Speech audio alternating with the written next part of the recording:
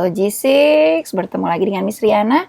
Kali ini kita akan membahas tema 1, pembelajaran tematik, selamatkan makhluk hidup. Subtema 1, mengenai tumbuhan sahabatku. Kita akan belajar pembelajaran 1. Oke, yang pertama kita akan belajar mengenai bahasa Indonesia. Di sini sudah ada kompetensi dasar yang dicapainya. Kita akan belajar tentang teks laporan hasil pengamatan. Oke. Nah, di sini kalian buka buku kalian ya. Nah, sebentar. Nah, jadi teks laporan hasil pengamatan, ini bisa kalian garis bawahi, adalah teks yang berisi informasi berdasarkan pengamatan yang sudah dilakukan. Jadi kalian sudah melakukan sebuah pengamatan, nanti kalian buat laporannya. Contohnya ada pengamatan tentang perkembangan hewan, perkembangan tumbuhan, atau keadaan lingkungan sekitar. Nanti kita akan lakukan yang ada di lingkungan rumah kalian saja ya. Lalu, secara umum teks laporan hasil pengamatan ini akan berisi 1. Informasi umum, yaitu informasi yang disajikan secara menyeluruh. 2. Kumpulan fakta-fakta kalian harus kumpulkan. Dan yang terakhir, simpulan atau kesimpulan.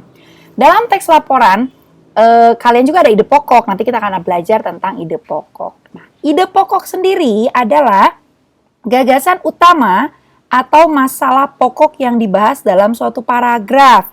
Biasanya satu paragraf itu punya satu ide pokok. Jadi kalau ringkasnya sih, satu paragraf itu kalian baca dan kalian simpulkan. Satu paragraf itu berisi tentang apa. Bisa dalam satu kalimat paling maksimal. Contohnya, kita akan baca ya. Selain nasi dan jagung sebagai makanan pokok masyarakat Indonesia, terdapat pula singkong. Singkong termasuk tanaman umbi-umbian. Pada tanaman singkong, bagian yang dijadikan makanan pokok adalah umbi akar. Nah, paragraf ini bercerita tentang apa? Tentang makanan pokok di masyarakat Indonesia. Dan menceritakan tentang singkong. Jadi ide pokoknya kita bisa simpulkan singkong sebagai salah satu makanan pokok masyarakat Indonesia. Oke, lalu ini adalah latihannya. Latihan bahasa Indonesia. Kalian Miss minta untuk membaca ada 1, 2, 3 paragraf. Lalu kalian kerjakan. Saya akan minta kalian mengerjakan nomor 1 dan nomor 3. Ya, untuk Oke. Selanjutnya, kita akan membahas tentang perkembangbiakan tumbuhan secara generatif. Kita sudah masuk ke materi tentang IPA nih. Nah, salah satu ciri makhluk hidup itu dapat berkembang biak. Nih, ya. Berkembang biak itu apa sih? Nah, di sini ada.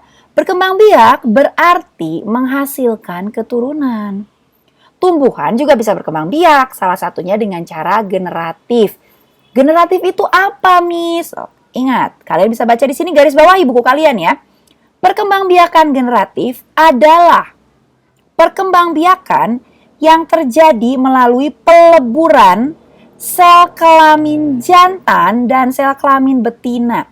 Berarti harus ada si tumbuhan jantan dan si tumbuhan betinanya. Tumbuhan itu juga punya alat perkembangbiakan, ada di bunga. Ya, pada bunga biasanya ada benang sari dan putik. Nah, kalian sudah belajar kayaknya di kelas sebelumnya nih. Sel kelamin jantan ada, nah ini dia nih, pada benang sari. Sedangkan sel kelamin betina ada pada putik. Terus contoh tumbuhan apa saja yang berkembang biak secara generatif? Di sini ada durian, jeruk, mangga, rambutan, apel. Itu salah satu contohnya. Gimana sih proses perkembangbiakan generatif pada tumbuhan? Nah, di sini kalian bisa lihat.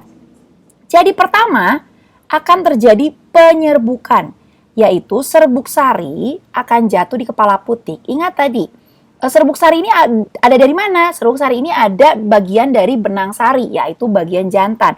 Nanti serbuknya akan menempel pada kepala putik, nanti akan terjadi pembuahan, yaitu serbuk sari melebur dengan sel telur yang berada di dalam putik. Sel telur ini adalah betina ya. Nah, yang terjadi nanti akan menghasilkan zigot. Zigot akan tumbuh menjadi embrio atau tunas. Nah, lalu setelah itu akan menjadi biji. Biasanya kan kalau ada di buah itu ada bijinya ya. Nah, nanti kalau bijinya kita tanam kembali, itu akan menjadi tumbuhan baru. Setelah tumbuhan barunya itu dewasa, akan mengulang lagi seperti ini. Ya, berarti ini disebut siklus perkembangbiakan generatif pada tumbuhan. Nah, tadi kan awalnya penyerbukan. Penyerbukan ini juga ada macam-macam. Penyerbukan ada berbagai cara, yaitu penyerbukan sendiri, penyerbukan tetangga, penyerbukan silang, dan penyerbukan bastar. Perbedaannya apa? Sudah ada di buku kalian. Kalau penyerbukan sendiri, itu terjadinya serbuk sari jatuh pada kepala putik pada bunga yang sama nih, sendiri. Hanya ada satu bunga. Terjadinya di dia sendiri. Sedangkan kalau penyerbukan tetangga, serbuk sari jatuh pada kepala putik, tapi pada bunga lain, tapi masih satu pohon. Kemudian, kalau penyerbukan silang, serbuk sari jatuh di kepala putik pada bunga lain, tapi yang sejenis, tetapi berbeda tumbuhan, berbeda pohon. Nih lihat nih, ini pohon A, misalnya ini pohon B. Di antara dua pohon ini terjadi penyerbukan, berarti itu penyerbukan silang, berbeda pohonnya, tapi harus satu jenis. Nah ini penyerbukan bastar. Serbuk sari jatuh pada kepala putik pada bunga yang berasal dari tumbuhan yang berbeda jenisnya. Ini mungkin saja terjadi, ya. Jadi kita sudah belajar 4 jenis penyerbukan. Nah, oke. Sekarang kita kerjakan sama-sama yuk. Apa yang kamu ketahui tentang penyerbukan? Tadi penyerbukan artinya apa? Oke, kita balik lagi sini. Kalian tulis di buku kalian ya. Penyerbukan mana di sini? Nah, penyerbukannya apa nih? Penyerbukan adalah peristiwa jatuhnya serbuk sari di kepala putik. Miss ulangi ya, kalian catat. Penyerbukan adalah peristiwa jatuhnya serbuk sari di kepala putik. Karena ini catatan kalian sendiri, kalian boleh menggunakan bahasa kalian sendiri. Yang penting, ketika nanti diperlukan pada saat latihan atau pada saat ulangan, kalian bisa menjawabnya menggunakan bahasa yang baku ya. Tapi kalau untuk catatan, kalian boleh menggunakan singkatan. Karena itu buku kalian sendiri. Lanjut. Nomor 2. Tuliskan 3 hewan yang biasa membantu dalam penyerbukan. Wah, ada di sini. Tadi kita lewat ya. Penyerbukan pada tumbuhan dapat dibantu oleh perantara seperti serangga, burung, manusia, air, dan angin. Sekarang pertanyaannya, 3 hewan. Burung. Serangganya macam-macam. Di sini ada nih contohnya. Lebah. Apalagi yang suka hinggap di bunga, yang terbang cantik gitu. Benar, kupu-kupu. Jadi, kalau misalnya diminta 3 hewan, bisa burung, bisa lebah, bisa kupu-kupu, capung. Benar, capung juga bisa. Serangga-serangga yang suka menempel pada bunga atau sering lewat-lewat bunga, itu biasanya dia bisa membantu penyerbukan. Terus angin gimana, Miss? Sama, angin. Ketika angin bertiup, serbuk sari itu ringan, sehingga dia akan terbawa. Mungkin dia akan menempel di tumbuhan yang entah ada di mana, tapi itu membantu proses penyerbukan. Air juga, misalnya air hujan, air sungai juga bisa membantu penyerbukan. Misalnya serbuk sarinya jatuh, terus nanti terbawa oleh arus air sungai, nanti terbawa entah menempel ke tanaman yang mana. Bisa saja. Oke, 3. Tuliskan 3 tumbuhan yang berkembang biak secara generatif. Ayo, tadi generatif apa? Boleh, tidak apa-apa. Karena kita masih belajar sambil ingat-ingat. Nah, ada durian, jeruk, mangga, rambutan, apel, dan masih banyak lagi. Kalian pilih 3 saja. Selesailah. Berarti materi IPA kita. Lanjut sekarang. Oke. Sekarang kita lanjut ke materi IPS. Kita akan belajar tentang kondisi geografis dan kehidupan sosial budaya negara-negara di Asia Tenggara. Kita Indonesia termasuk di negara kawasan Asia Tenggara. Katanya, negara-negara di Asia Tenggara ini umumnya memiliki kondisi geografis yang sama. Akan tetapi, kesamaan itu tidak menjamin kehidupan sosial budaya pun sama. Karena mungkin ada banyak ragam suku bangsa, agama, kegiatan ekonomi, dan lain-lain. Kita sekarang akan membahas masing-masing negara tersebut. Indonesia, negara kita tercinta. Nah, Indonesia dikenal dengan negara kepulauan. Kenapa disebut negara kepulauan? Benar, karena terdiri dari banyak sekali pulau. Di sini ada jawabannya nih. Wilayahnya terdiri atas pulau-pulau yang dikelilingi lautan. Indonesia terletak di antara dua samudra, yaitu Samudra Hindia dan Samudra Pasifik. Ini biasanya sering keluar di soal ya. Lalu di antara dua benua, yaitu benua Asia dan Australia. Indonesia juga, ini yang penting nih, yang terkenal di Indonesia, terletak di antara dua sabuk pegunungan, yaitu Sirkum Pasifik dan Sirkum Mediterania. Inilah yang menyebabkan banyak sekali gunung di Indonesia. Jumlah penduduknya, ini pada tahun 2018 ya, sekitar 270 juta. Penduduk yang terbesar menganut agama Islam. Lalu ada agama lain, Katolik, Kristen, Hindu, Buddha, dan Konghucu. Nih, ini yang tadi Miss bilang, banyak sekali Indonesia etnisnya. Terdiri dari 300 kelompok etnis. Kelompok terbanyak antara lain, etnis ini suku bangsa ya, kalian bisa sebutnya suku bangsa. Ada Jawa, Sunda, Madura, Batak, Minangkabau. Kalau Miss Riana Batak, nanti kayaknya Miss Riana akan tanya, kalian suku bangsanya apa? Lalu, bahasanya pun banyak. Indonesia kurang lebih memiliki 721 bahasa daerah. Wow, banyak sekali ya. Oke, kita lanjut ke negara tetangga, Malaysia.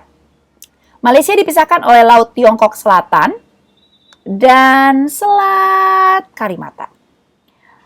Kemudian kita akan coba ringkas ya. Wilayah Malaysia berdasarkan itunya berbeda-beda. Ada dataran, ada rawa, ada pantai, ada perbukitan, dan pegunungan. Kemudian sungai yang mengalir di Malaysia adalah Sungai Pahang dan Sungai Perak, sedangkan Sungai Rajang mengalir di Malaysia Timur. Jumlah penduduknya tidak sebanyak Indonesia ya, sekitar 29 juta jiwa. Etnisnya ada Melayu, Tionghoa, dan India. Lebih banyak etnis di Indonesia. Sebagian besar penduduknya juga menganut agama Islam. Bahasa resminya adalah bahasa Melayu. Lalu Singapura. Hampir sebagian besar dari Singapura ini adalah dataran rendah. Kemudian ada bukit. Singapura cuma memiliki sungai. Ada Sungai Kranji dan Sungai Kalang. Jumlah penduduknya sedikit sekali, 5 juta jiwa. Dan sebagian besarnya keturunan Tionghoa, Melayu, India, dan ada juga orang-orang Eropa. Agamanya kurang lebih mirip-mirip dengan Indonesia juga. Ada Buddha, Islam, ada Taoisme. Kita tidak ada agama Taoisme kalau di Indonesia ya. Katolik dan Hindu, bahasanya ada Mandarin, Melayu, Hokkien, India, dan kadang-kadang bahasa Inggris juga ya. Thailand. Wah, di Thailand ini banyak sekali pegunungan dan perbukitan. Kemudian ada sungai juga. Nah, ada Sungai Mekong yang menjadi pembatas dengan Laos. Jumlah penduduknya sekitar 67 juta. Dan kebanyakan beretnis Thai. Bahasanya bahasa Thai. Filipina. Ini negara kepulauan juga sama dengan Indonesia karena terdiri dari banyak sekali pulau. Jumlah penduduknya 102 juta jiwa. Etnisnya ada Tagalog dan lain-lain di sini. Dan bahasa resminya adalah bahasa Tagalog dan bahasa Inggris. Brunei Darussalam. Seluruh daratan Brunei dikelilingi oleh wilayah Malaysia, Sarawak. Kebanyakan memiliki dataran rendah dan pantai berawak. Sungai terpanjangnya namanya Sungai Belait. Jumlah penduduknya 436.000 jiwa. Sampai sekarang, sampai data yang kita baca ini paling sedikit ya jumlahnya. Bahasa Inggris dan Mandarin juga digunakan, bahasa resminya bahasa Melayu. Vietnam. Dia bervariasi keadaan alamnya, ada bukit, gunung, hutan lebat, dan dataran rendah. Oke, sungainya juga ada beberapa sungai. Jumlah penduduknya 92 juta jiwa. Agamanya kebanyakan beragama Buddha dan bahasanya adalah bahasa Vietnam. Laos. Nah, ini yang terkenal dari Laos dan biasanya ditanyakan di soal-soal. Laos ini tidak mempunyai batas laut atau pantai karena dia dikelilinginya oleh daratan. Jadi dia adalah negara di Asia Tenggara yang tidak punya pantai. Kalau dia mau pergi ke pantai, dia harus pergi ke luar negeri. Di Indonesia tidak ya, banyak sekali pantai di Indonesia. Nah, jadi katanya sih secara keseluruhan umum bergunung-gunung katanya wilayahnya dan juga banyak hutan. Ada Sungai Mekong juga ikut mengalir di sini dan jumlah penduduknya 6 juta, sekitar 6 juta jiwa. Bahasa resminya adalah bahasa Lao. Bahasa lainnya adalah, ada Prancis, Inggris, dan Thailand. Kebanyakan menganut agama Buddha. Sekarang kita Myanmar atau disebut Burma. Ya. Keadaan alamnya dataran rendah hingga pegunungan. Kemudian jumlah penduduknya 55 juta jiwa. Etnisnya ada banyak juga, kalian bisa lihat di sini. Dan kebanyakan penduduknya beragama Buddha. Bahasa resminya adalah bahasa Myanmar. Terakhir, ada Kamboja, negara ke-10. Sebagian besar wilayah Kamboja merupakan dataran rendah dan dataran tinggi. Sungai Mekong adalah sungai terbesar yang melewati negara Kamboja. Jumlah penduduk di negara Kamboja 15 juta jiwa. Sebagian besar penduduknya merupakan suku bangsa Khmer. Dan kebanyakan beragama Buddha. Dan bahasa resminya adalah bahasa Khmer.